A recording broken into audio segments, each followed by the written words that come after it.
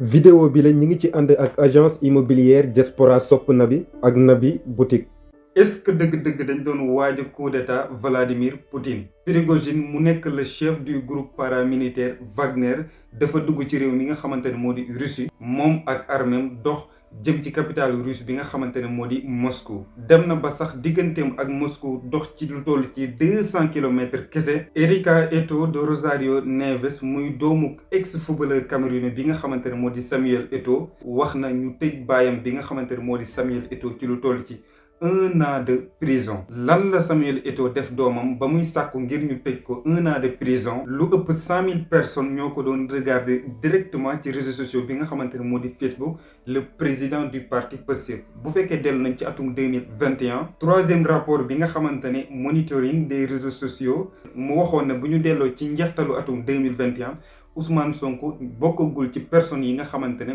ñoom la ñuy gën a topp ci réseaux sociaux yi. booba ak léegi def na ñaar jàpp ñetti at. ban stratégie la Ousmane Sonko utiliser ba bokk ci ñi nga xamante ne tey ñoo gën a influent ci réseaux sociaux yi. mu nekk ay points yu majeurs yi nga xamante ne moom laa la war a tënk léegi-léegi ci actualité du jour. dama naan la njoo ko yoon ngir po wala sax ma ne la mbaldo dafay dépendre rek ci waxtu bi nga xamante ne moom ngay seetaan vidéo bi comme niñ koy defee toujours du lundi jusqu'au vendredi. tey ma war la tënkal actualité yi nga xamante ne moo gën a fës ci monde bi. Yevgeny Prigojine mu nekk le chef du groupe paramilitaire russe bi nga xamante ne moo di Wagner le 24 juin bi nga xamante ne moom lañ génn dafa ànd ak arméem c'est-à-dire armée Wagner ñu jubalu ci capitale russe bi nga xamante ne moo di Moscou. ñi nga xamante ne ñoom la déclaré woon guerre nag mooy soldats yi nga xamante ne ñoo bokk ci armée russe. dugg na sax ba ci biir Russie ba dëkk bi nga xamante ne moom la ñuy woowee ci tur Rostov mën naa wax ne armée bi def ko contrôler. mu nekk loo xamante ne kenn mësu koo xalaat nit dem ci réew mi nga xamante ne moo di Russie naan da nga fay taal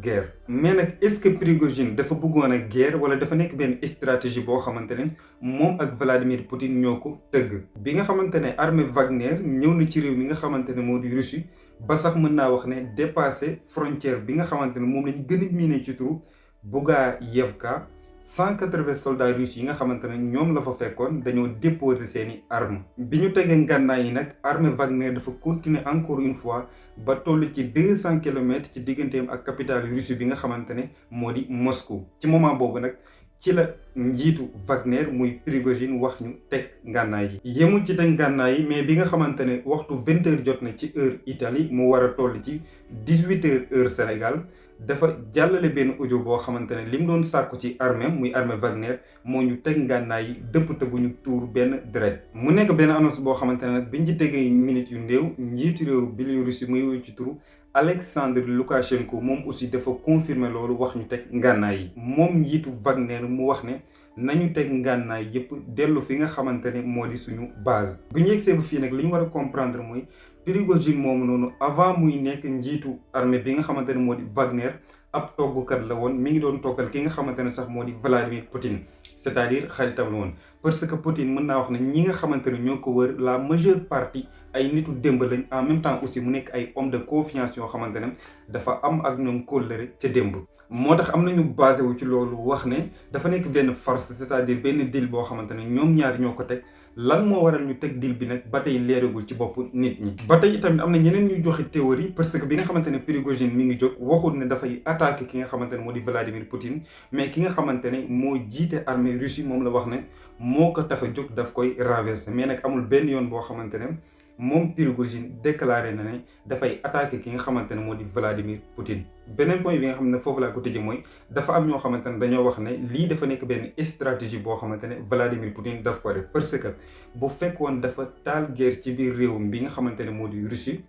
en même temps aussi ci ginnaaw réewum Ukraine nekk fa jàkkaarloo ak ñoom dans ce cas là dafay am benn sérieux problème boo xamante ne du ko mën a résoudre c'est-à-dire guerre nekk ci biir réewam ci ay frontières am aussi ay soldats Ukraine nekk fa dans ce cas là OTAN ak occidentaux yi mën nañ cee profité fournir Ukraine ay armes yoo xamante ne yu sophistique lay doon bu ko defee ñu renverser Moscou. Dans ce cas là mën naa wax ne Russie dafay daanu. mu nekk benn sujet boo xamante ne bu xaw a complexe la mais incha allahu taala dinañ ci dellu si wat encore une fois pour ngeen gën a comprendre dëgg-dëgg lan mooy armée bi nga xamante ne moo di Wagner. Dans ce cas là mën nañoo jàll ci voix off bi ñu retourné waat léegi incha allah. voix off bi bala ñuy ñëw ci le président du parti Pastef Ousmane Sonko dañuy dem ci réew mi nga xamante ne moo di Espagne fekk ex footballeur camerounais bi nga xamante ne moo di Samuel Eto'o ci jamono ji mu nekk le président de la fédération camerounaise de football. doomam muy wuyoo ci turu Erika de Rosario Nieves sàkkoon na ñu tëj baayam bi nga xamante ne moo di Samuel Eto'o ci lu toll ci 1 an de prison.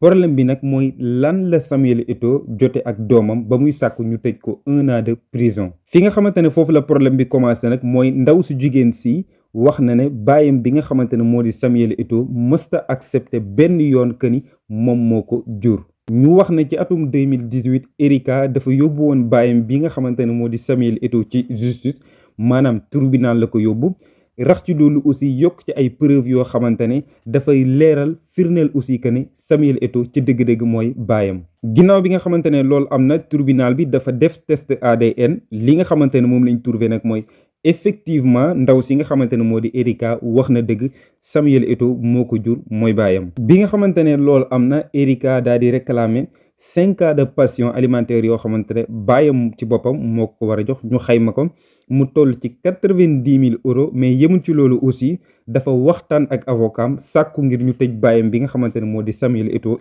ci lu toll ci 1 an de prison. yemuñ ci loolu aussi avocat bi nga xamante ne moo koy layal moom ci boppam wax na ne ki nga xamante ne moo di doomu Samuel Eto'o muy Erika dafay dund ci ay conditions yoo xamante ne yu métti